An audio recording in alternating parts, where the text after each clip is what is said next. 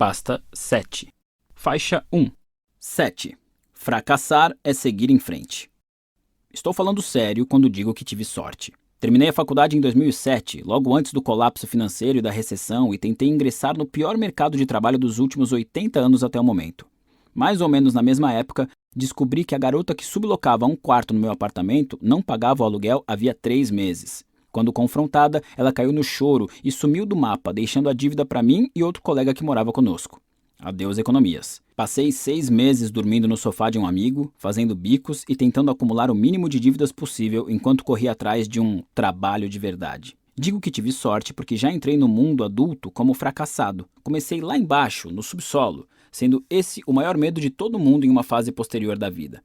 Na hora de abrir uma empresa, trocar de carreira ou sair de um emprego horrível. Foi bom conhecer a sensação logo no começo do caminho. Dali, as coisas só podiam melhorar. Por isso, sim, tive sorte. Quando você mora num futon fedido, precisa contar moedas para almoçar no McDonald's uma vez por semana e não recebeu resposta para nenhum dos 20 currículos que enviou, começar a escrever um blog e abrir uma empresa idiota na internet não parecem ideias assustadoras. Se todos os projetos que eu começasse dessem errado, se nenhum texto meu fosse lido, eu voltaria ao ponto de partida. Então, por que não tentar?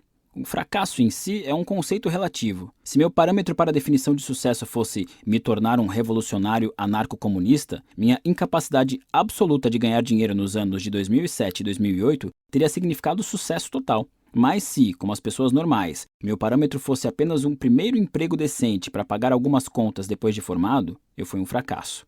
Sou de família rica. Dinheiro nunca foi problema. Pelo contrário, fui criado numa família rica em que o dinheiro era mais necessário para evitar problemas. E isso também foi uma sorte, porque logo cedo aprendi que ganhar dinheiro só por ganhar era um péssimo parâmetro a seguir. Era possível ganhar muito dinheiro e ser infeliz, assim como era possível não ter um tostão furado e ser muito feliz. Então, por que me basear no dinheiro para medir meu valor? Descobri que meu valor era outro. Era liberdade, autonomia. A ideia de ser um empreendedor sempre me atraiu porque eu odiava que me dessem ordens e preferia fazer as coisas do meu jeito.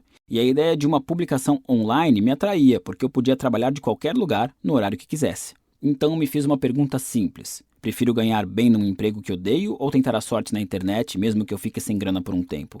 A resposta foi clara e imediata.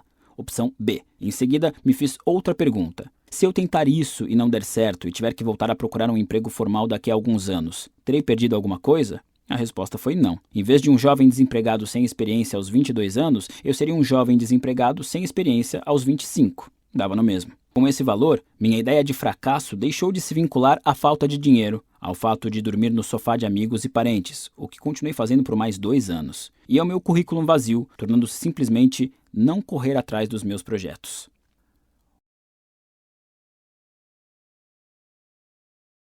Faixa 2. O paradoxo do fracasso-sucesso. Já velho, Pablo Picasso estava num café na Espanha, desenhando num guardanapo usado. Estava distraído, rabiscando qualquer coisa que chamava sua atenção no momento. Mais ou menos como garotos desenham pintos nas cabines dos banheiros. Só que, sendo Picasso, seus pintos de banheiro estavam mais para maravilhas cubistas e impressionistas em papéis manchados de café. Enfim, a uma mesa perto dele, uma mulher sentada observava admirada. Depois de um tempo, Picasso terminou de tomar o café e amassou o guardanapo para jogar fora ao sair. A mulher o deteve. Espere, posso ficar com aquele guardanapo em que você estava desenhando? Eu pago. Claro, respondeu Picasso, $20.000. A cabeça da mulher foi lançada para trás como se ela tivesse levado uma tijolada na cabeça. O quê?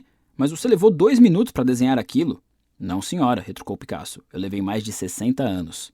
E, guardando o guardanapo no bolso, ele saiu. Aprimorar-se é uma tarefa, é um processo que passa por milhares de pequenos fracassos. E a magnitude do seu êxito nisso vai se basear em quantas vezes você não conseguiu fazer determinada coisa. Se alguém é melhor do que você em algo, é provável que tenha cometido mais erros. Se alguém não é tão bom quanto você, é provável que não tenha enfrentado todas as suas dolorosas experiências de aprendizagem. Considere uma criança pequena aprendendo a andar. Sabemos que ela vai cair e se machucar centenas de vezes. Mas em nenhum momento ela para e pensa: bom, acho que andar não é a minha, não tenho talento para isso. A aversão a fracassos e erros é adquirida posteriormente na vida. Tenho certeza de que grande parte disso vem do nosso sistema educacional, cujas avaliações são baseadas rigorosamente no desempenho e castigam os que não se saem bem. Outra grande parte desse problema são pais dominadores ou excessivamente críticos. Esse tipo de criação impede que os filhos errem por conta própria o suficiente e os pune por tentar algo diferente ou espontâneo, não pré-determinado. Somemos a isso os meios de comunicação de massa, apresentando casos e mais casos de gente bem-sucedida sem mostrar as milhares de horas de prática maçante e tédio necessárias para que chegassem a esse patamar.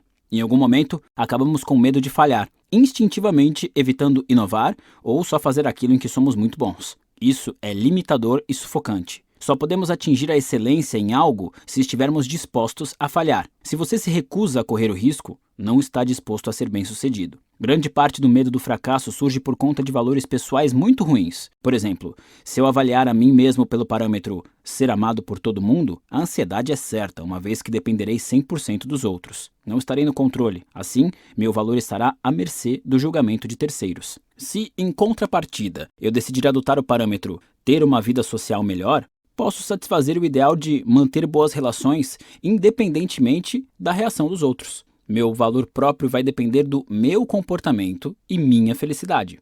Valores escrotos, como expliquei no capítulo 4, são aqueles que envolvem objetivos externos, fora do nosso controle. Buscá-los provoca alto grau de ansiedade, e mesmo que consigamos alcançá-los, ficamos vazios e inertes. Não há mais problemas a resolver. Valores melhores, como vimos, são focados no processo, algo como honestidade ao se expressar, um parâmetro a ser adotado em virtude do valor honestidade. Nunca termina. É um problema que precisa ser revisto sempre. Toda nova interação social e todo novo relacionamento trazem novos desafios e novas oportunidades para se expressar com sinceridade. Esse tipo de valor é um processo contínuo e vitalício. Se seu parâmetro para o valor sucesso pelos padrões comuns é casa própria e carro bom, e você passa 20 anos trabalhando para conseguir isso, não terá mais parâmetros a se guiar quando atingir a meta. E aí, é bom dizer alô para a crise da meia-idade, porque o problema que o motivou a vida toda lhe foi tirado. Daí em diante não haverá como continuar crescendo e melhorando. Só que é o crescimento que gera felicidade, não uma longa lista de conquistas arbitrárias.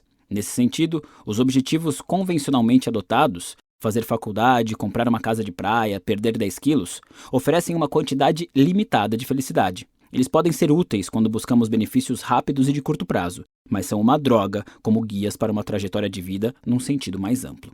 Picasso foi prolífico por toda a vida. Viveu mais de 90 anos e continuou a produzir praticamente até morrer. Se seu objetivo fosse ficar famoso, enriquecer com arte ou alcançar a marca de 1000 quadros, ele teria estagnado em algum momento. Teria sido dominado pela ansiedade ou pela insegurança. Provavelmente não teria se aprimorado e inovado em sua arte, como fez década após década.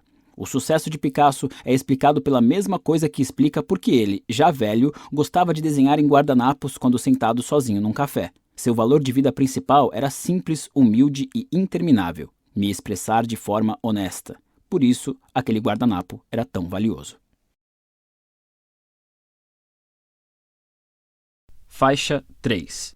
Dor faz parte do processo. Na década de 1950, um psicólogo polonês chamado Kazimierz Dabrowski estudou os sobreviventes da Segunda Guerra Mundial e seus diferentes modos de lidar com as experiências traumáticas que tinham vivido na guerra. O cenário em questão era a Polônia, então pode imaginar uns eventos bem terríveis.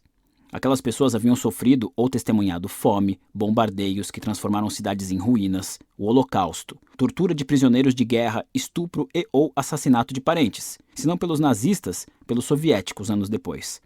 Nesse estudo, Dabrowski notou algo surpreendente. Uma porcentagem considerável dos sobreviventes acreditava que, apesar de dolorosa e traumática, a guerra os tinha tornado pessoas melhores, mais responsáveis e sim, até mais felizes. Muitos se descreviam no pré-guerra como pessoas diferentes, sem gratidão pelos entes queridos, preguiçosos, consumidos por problemas insignificantes, julgando-se mais merecedores de tudo. Após a guerra, sentiam-se mais confiantes, mais seguros de si, mais agradecidos e não se deixavam abalar por trivialidades e pequenos aborrecimentos do cotidiano. Tudo aquilo tinha sido horrível, é lógico, e nenhuma daquelas pessoas estava feliz por ter passado pelas tragédias da guerra. Muitos ainda sofriam com as cicatrizes emocionais. Alguns, no entanto, tinham conseguido canalizá-las para uma transformação pessoal positiva e poderosa. E eles não estão sozinhos nessa inversão. Para muitas pessoas, as maiores realizações decorrem das maiores adversidades. Em geral, nosso sofrimento nos torna mais fortes, mais resistentes, mais equilibrados. Muitos sobreviventes do câncer, por exemplo, dizem se sentir mais fortes e gratos depois de vencer a batalha pela vida. Muitos militares relatam uma resistência mental obtida ao tolerar o ambiente de uma zona de conflito. Dabrowski argumenta que nem sempre o medo, a ansiedade e a tristeza são estados de espírito indesejáveis ou inúteis. Pelo contrário, com frequência representam a dor necessária ao amadurecimento. Negar essa dor é negar nosso potencial. Assim como a dor muscular é necessária para fortalecer o corpo, a dor emocional é imprescindível se quisermos desenvolver resistência emocional. Um senso mais agudo de identidade, mais compaixão e, em última instância, ter uma vida melhor. Em perspectiva, as mudanças pessoais mais radicais acontecem depois das piores experiências. Só em face a uma dor intensa nos dispomos a reavaliar nossos valores e examinar suas falhas. Precisamos de algum tipo de crise existencial para analisar de forma objetiva a fonte do significado que damos à vida e só depois considerar uma mudança de curso. Qualquer um pode chamar isso de fundo do poço ou crise existencial. Eu prefiro chamar de tempestade de merda. Escolha o que achar melhor. E talvez você esteja diante desse cenário neste exato momento. Talvez esteja saindo agora mesmo do desafio mais importante da sua vida e se sinta desnorteado porque tudo o que considerava verdadeiro, normal e bom se transformou no oposto. Isso é bom, é o ponto de partida. Repetindo, a dor faz parte do processo. É importante senti-la. Porque se você só corre atrás de euforias o tempo todo para encobrir a dor, deleita-se em arrogância e em pensamentos positivos delirantes, continua abusando de substâncias químicas ou exagerando a frequência de determinadas atividades, nunca terá motivação para mudar. Quando eu era jovem, sempre que minha família comprava um videocassete ou aparelho de som novo, eu apertava todos os botões e tirava e recolocava todos os fios e cabos só para ver o que cada parte fazia. Com o tempo, aprendi como o sistema todo funcionava. E como eu sabia toda a mecânica, normalmente era o único da casa a de fato usar os aparelhos.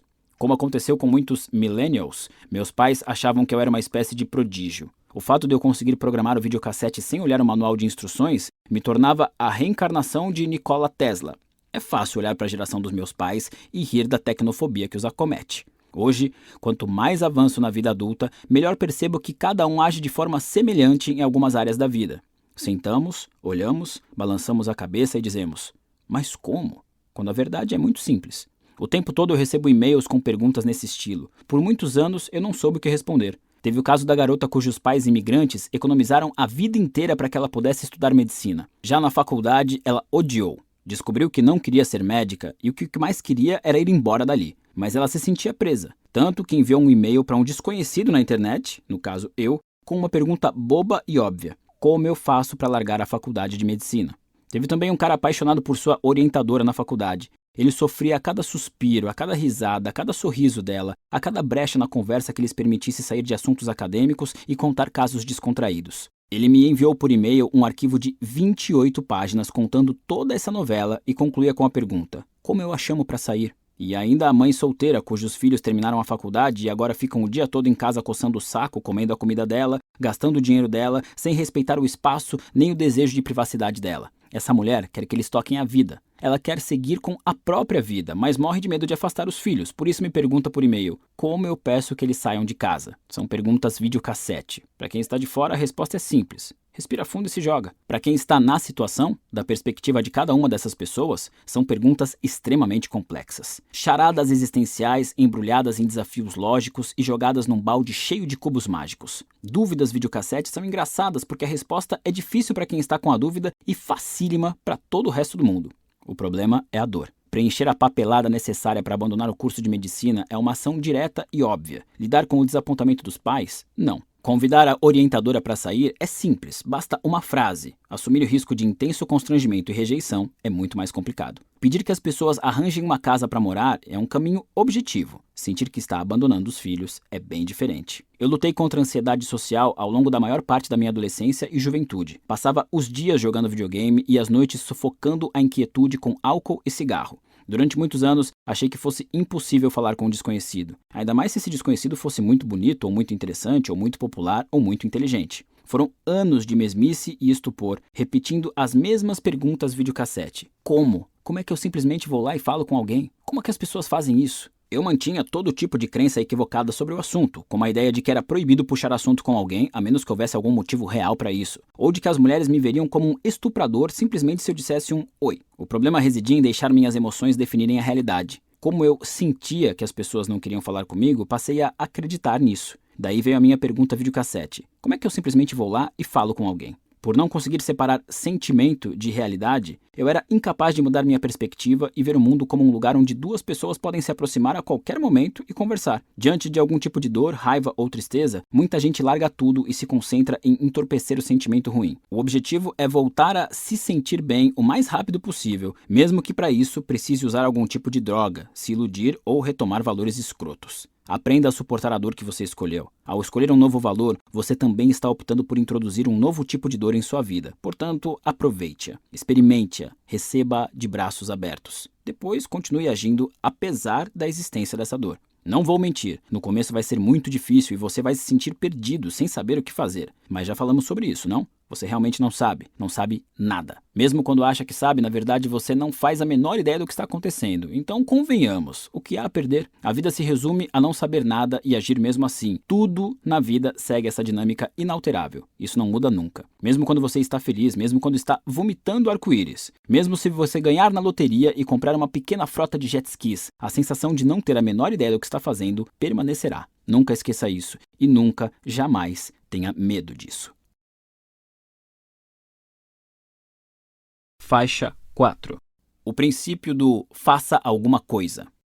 Em 2008, depois de me manter num emprego por incríveis 6 semanas, larguei de vez essa ideia e resolvi fazer alguma coisa na internet. Na época eu não tinha a menor ideia do que estava fazendo, mas concluí que, se era para continuar pobre e infeliz, ao menos seria trabalhando para mim mesmo. Ao mesmo tempo, eu só me importava com mulheres. Então liguei o foda-se e criei um blog para falar sobre as doideiras da minha vida amorosa. Logo na primeira manhã em que acordei como meu próprio patrão, o terror me consumiu. Sentado diante do laptop pela primeira vez, me dei conta de que eu era totalmente responsável por todas as minhas decisões, assim como pelas consequências. Cabia a mim o web designing, o marketing, a otimização de mecanismos de busca e outros assuntos obscuros. Estava tudo nas minhas costas. Tomei a atitude que qualquer pessoa de 24 anos que acabou de largar o emprego e não tem a menor ideia do que está fazendo tomaria. Baixei alguns jogos e fugi do trabalho como quem foge do vírus Ebola. Conforme as semanas se passavam e minha conta bancária mergulhava no vermelho, foi ficando claro que eu precisava pensar em alguma estratégia para me forçar a trabalhar as 12 ou 14 horas por dia necessárias para fazer um empreendimento decolar. O plano veio de um lugar inesperado.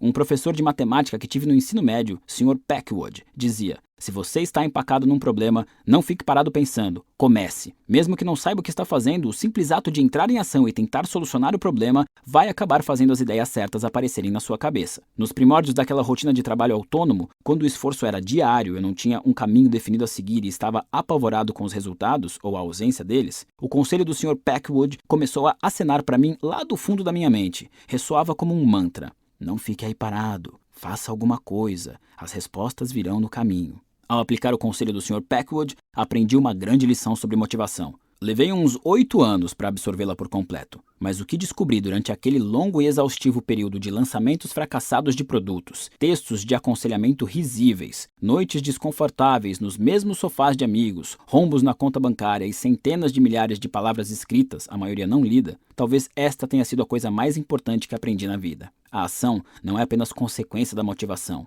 é também a causa. A maioria das pessoas só age quando se sente motivada em certo nível, e só nos sentimos motivados quando temos inspiração emocional suficiente. Presumimos que esses passos ocorrem numa espécie de reação em cadeia: inspiração emocional, motivação, ação desejada. Se você quer realizar alguma coisa e não se sente motivado ou inspirado, você acha que já era, ferrou, não há nada que possa fazer. O impulso para sair do sofá e agir só acontece diante de algum grande evento emocional. A questão é que a motivação não se estrutura numa cadeia de 3 partes, e sim num moto contínuo, formando um círculo que compõe motivação, inspiração e ação. Ações levam a novas reações emocionais e, portanto, novas doses de inspiração que, por sua vez, motivam ações futuras. Com base nessa ideia, podemos remodelar nossa concepção da seguinte maneira: ação, inspiração, motivação, mas não como um círculo, e sim em linha. Se você não está motivado para realizar determinada mudança importante, faça alguma coisa, qualquer coisa.